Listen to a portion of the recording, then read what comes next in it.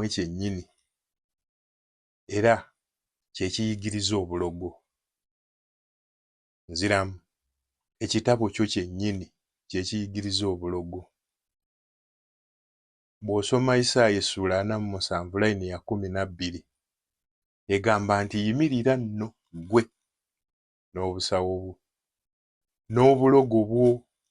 Allahu akbar. N'obulogo bwo. Bayibuli egamba oyimirizeewo obulogo obwo obwakukunguuza okuva mu buto. Amakulu nti obulogo obwo bwe bwakukuza ggwe omusomi wa Bayibuli bya Mukama. Aya bwetyo tosobola gisanga mu Qur'an. Layini ey'okubiri eri mu Bayibuli, omusajja omukulisitaayo mu mannya muli ng'ayitibwa Simooni. Bw'osoma Bikolo by'Abatume essuula 8 layini ey'omwenda wagamba nti awo mu kibuga waaliwo omusajja Simoni oyo yali musajja mukulisitaayo, erinnya tebalituuma walala wonna. Teri ddiini erituuma okuggyako ey'ekikulisitaayo. Simoni yali musajja mukulisitaayo, yakolanga ebikolwa by'eddogo ne yeewuniikiriza. Mbalamusizaako nnyo bassebo ne bannyabo mu linnya lya Mukama waffe Yesu Kristo, omwana wa Katonda omulamu. Nze John the Preacher mukwano gwo.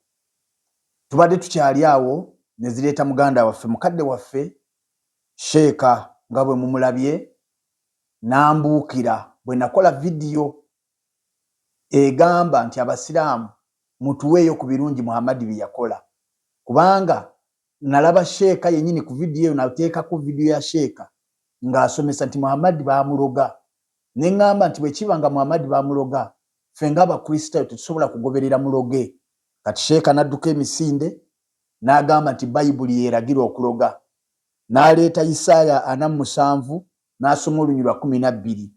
Kaakati bassebo ne bannyabo nga tetunayanukula Sheeka, njagala kukubiriza abasumba muze Bible study mu makanisa. Mbeegayiridde muze Bible study mu makanisa, kubanga Bible study mwazifulumya amakanisa abasinga obungi. Mu kifo kya Bible study ne muteekawo deliverance service, mu kifo kya Bible study ne muteekawo ebyoto. Byonna si bibi, naye ate n'ekigambo kya Katonda kino kikulu nnyo okukimanya. Omuntu bw'aba n'ekigambo kya Katonda ne kimujjula n'emizimu gimutya okumutambaala.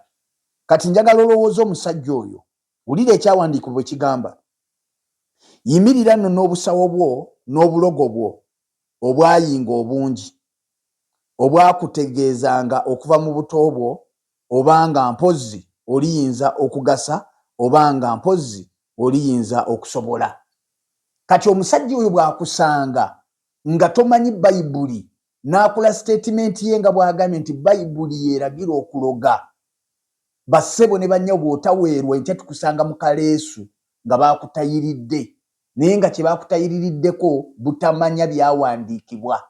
Bayibuli kyegamba nti abantu bange babuze olw'obutamanya byawandiikibwa newankubadde amaanyi ga Katonda. Kaakati Sheeka, nze mbadde nkusuubira nti bw'ojja wandibadde otuleetera ebirungi mutume bye yakola okusinga okutambaala Bayibuli gy'otayinaako kumanya, naye nayo katukusomesezeeyo ate mu ngeri ya kintu kikulu, kubanga mmanyi nti bakazi bo n'abaana bo bagenda kulaba vidiyo eno. Saagala kutyoboola n'akatono, naye ekisookera ddala Sheeka, njagala weetegereze bulungi Bayibuli. Tokwata bukwasi kanyiriri kamu n'okasoma. Bassebo ne bannyabo, Isaaya 47 buno bwali bunnabbi obwogera ku kibuga kye bayita Babuloni. Buno bwali bunnabbi obwogera ku kibuga ekiyitibwa Babuloni. Babuloni kyali kibuga ekijjudde amalala, ekijjudde okusinza ebifaananyi, ekijjudde obulogo, Katonda nga kyayogerako okuyita mu nnabbi Isaaya. Kati n'akigamba nti kati nno yimirira n'obulogo bwo n'obusawo bwo n'obulogo bwo, olaba oba bunaakuyamba oba bunaakutaasa. Bw'oba oyagala kukitegeera ojja kuva ku lunyiriri olusooka, naye nze kubanga obudde siina bungi kanve ku lunyiriri olw'ekkumi ngattemu olunyiriri mpaka ku lw'ekkumi n'ebbiri nsome mpaka wansi. eyo no yengeri gye basomesaamu omusiraamu takusomeranga lunyiri lumu n'ogenda nalwo ddako waggulu oba kkirirako wansi ojja kwetegereza. Kati bayibuli egamba bweti ku lunyiriri 47 Isaaya olunyolo lw'ekkumi lugamba luti kubanga weesiga obubi bwo wayogera nti siriiko andaba amagezi go n'okumanya kwo bye bikukyamiza n'oyogera mu mutima gwo nti wendi so tewali mulala wabula nze. Obubi kye buliva bukujjako tolimanya mambya yaabwo n'akataali kali kugwako toliyinza kukajjawo n'okuzikirira kuli kujjako mangu ago nga tomanyiridde. Kati olw'12 yimirira nno n'obusawo bwo n'obulogo bwo obwayinga obungi obwakutengaza okuva mu buto bwo obanga mpozi oliyinza okugasa obanga mpozi oliyinza okusobola. Kati kino Katonda yali akiina Babuloni nti oli mulogo weetenda obulogo weesiga obulogo kale yimirira nabo tulabe oba bunaakugasa oba bunaakuyamba okubeerawo nga Katonda amukiina. Kati wuliriza olw'13 olw'13 abateesa naawe bayinga obungi bakukoyesa abalaguza eggulu abalengera emunyenye abalanga ebyemyezi bayimirire nno bakulokole mu ebyo ebiri kujjako. Okiraba nga Katonda amukiina nti newankubadde oyina abalogo newankubadde oyina abalaguzi gwe Babuloni tebagenda kukuyamba.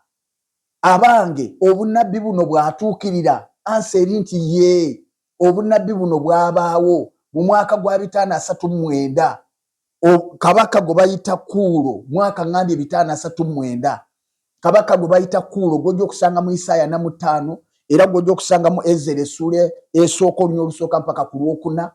Obunabbi buno ne bubaawo bwabeererawo luddawa mu kitabo kya Yeremiya essula ya 5 olunya olw'11 n'olw'12 Katonda agamba Kuulo n'eggye ery'Abameedi. Kuulo ono yali kabaka wa Buperusi.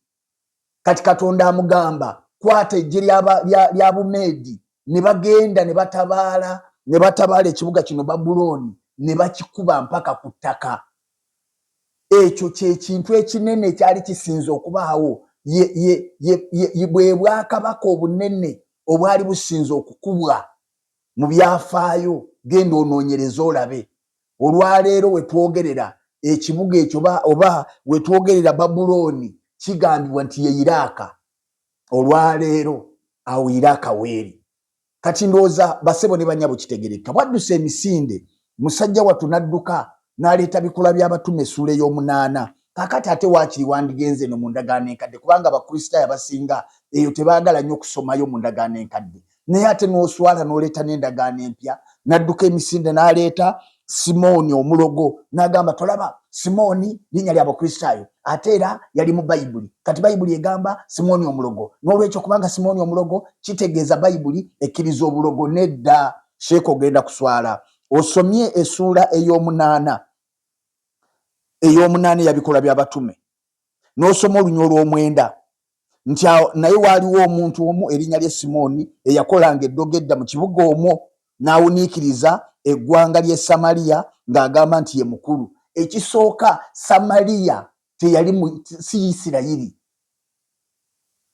Okitegedde Abasamaliya baali bannaggwanga tebaali Bayudaaya tebaasinzanga Katonda w'eggulu.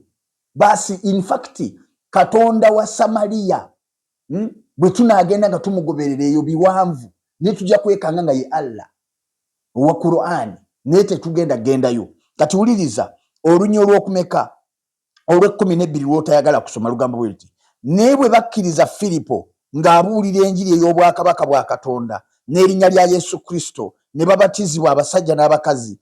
Era Simooni yennyini n'akkiriza bwe yamala okubatizibwa n'abeeranga wamu ne Filipo bwe yalaba ebyamagero n'obubonero obunene obwakolebwa ne yeewuunya. Ono yali omulogo yamala naye n'alokoka eddogo lye n'aliwaayo ne lyokebwa. Kati ekyenjawulo naffe nammwe kye kino nti bayibuli buli lweyogera ku ddogo, buli lweyogera ku mizimu egyogerako nga mibi. Kati ate mmwe enjawulo weeri eno nti mwe muyina ekitabo kiramba mu Qur'an kiyitibwa Suratul Jinni kya 72 nga mu amajini temugalaba nga mabi naye nga mugayita baganda bammwe era nga mugayita masiraamu. Olabye enjawulo?